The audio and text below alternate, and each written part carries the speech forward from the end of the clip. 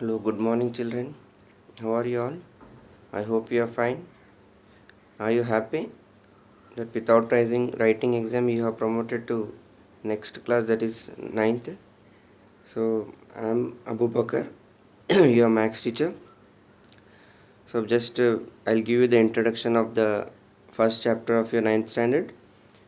Before introducing the chapter name of the chapter to you, let me just tell you about the different type of numbers.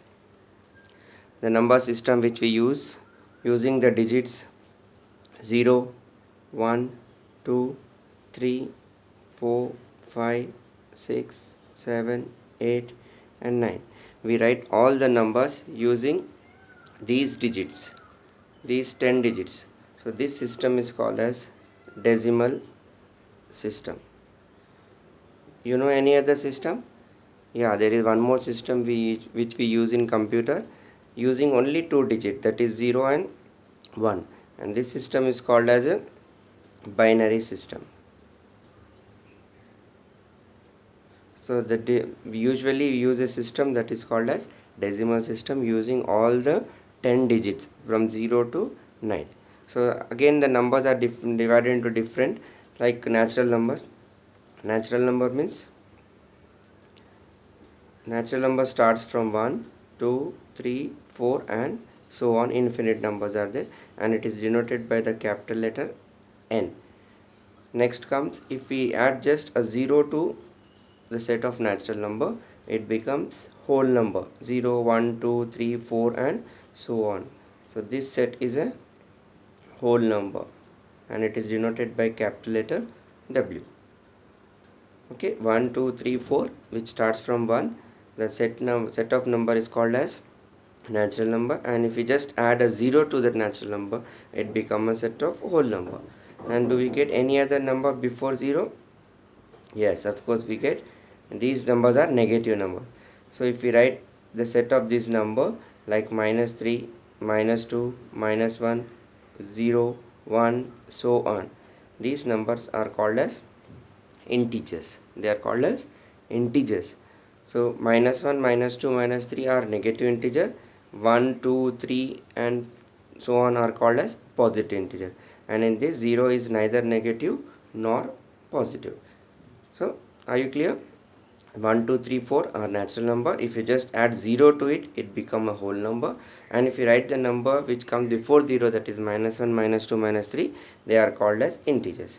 Integers, we have positive and negative integer. 0 is neither negative nor positive. Now this year what we are going to learn is about the rational and the irrational number. So rational numbers, it is denoted by capital letter Q. All the natural number, whole number, integers, which can be expressed in the form of P by Q, that is numerator and denominator, like -5/7, 2/8, we'll get number 2.5. These all numbers which we can express in the form of numerator, denominator are called as rational numbers. The next set is an irrational number. Irrational number, it is denoted by Q dash. So the numbers which cannot be expressed in the form of P by Q. Numbers which can be expressed in P by Q are rational, and which cannot be expressed in the P by Q form, that is numerator and denominator form, they are called as irrational number. Like √2, √3, and the pi value, these are all imaginary numbers. These cannot be expressed in the form of P by Q. If we take like number like 6.23987, which does not have a definite pattern, this is also an irrational number. Now rational number and irrational number, if we combine together, that set becomes an real number, and it is denoted by capital letter R. Rational number and irrational number, the combination of both are real number. So the first chapter of your lesson this year you're going to learn is real numbers, capital letter R. So what do you understand from this? You have understood that there is a set of number called as natural number, and all the natural numbers are there in whole numbers, because only 0 is not there in natural number. So if we natural number are there, in whole number all the natural numbers come, and in whole numbers, in integers we get all the whole number as well as natural numbers. These all numbers can be written in the form of p by q.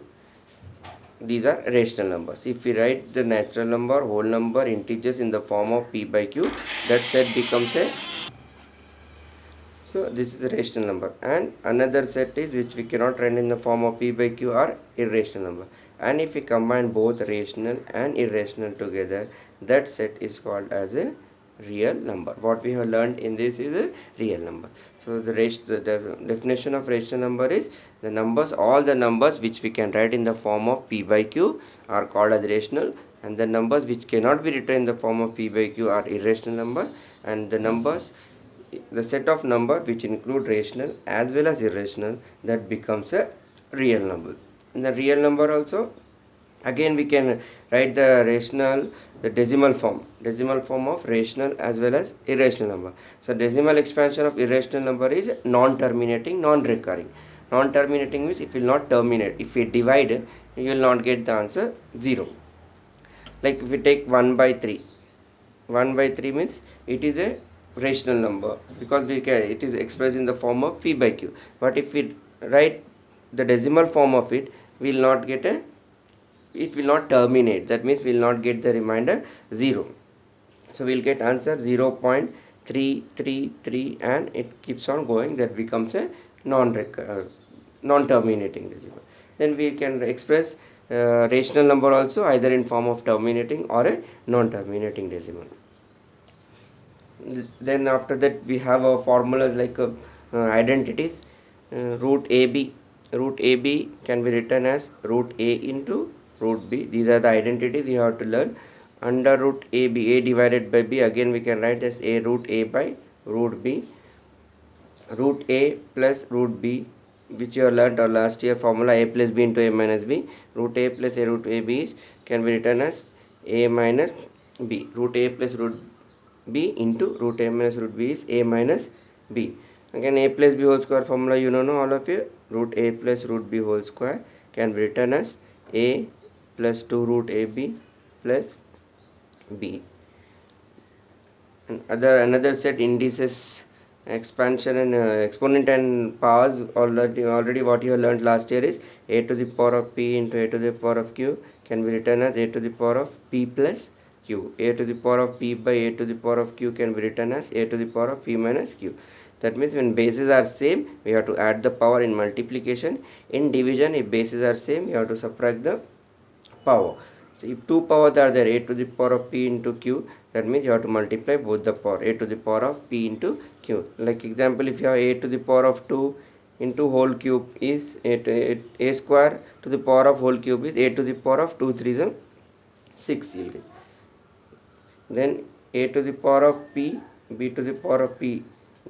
If the power are same, bases are different here, power are same, we can take it as one power, that is A to the AB to the power of P. And another one more example, important thing here what you are going to learn is about the surds. Surds means if any natural number and if n is a positive number and it has a power, and if it is taken under the root, which becomes a rational, 1 is a rational number and the number inside it that becomes a surd. Like example, n to the power of A, or we can write this as A to the power of 1 by n. If we take cube root of 2, cube root of 2 means 2 to the power of 1 by 3. So this cube root of 2 is a surd of order 3 and this is a surd of order n. Understand children? So after this explanation, just I am going to send you the notes, one pic I will send you. All the definitions are there in this. You are going to learn and you are going to write in your book. Then in our next class, I am going to teach you about the sums, all the sums from exercise 1. Till then, just keep learning. Okay, bye.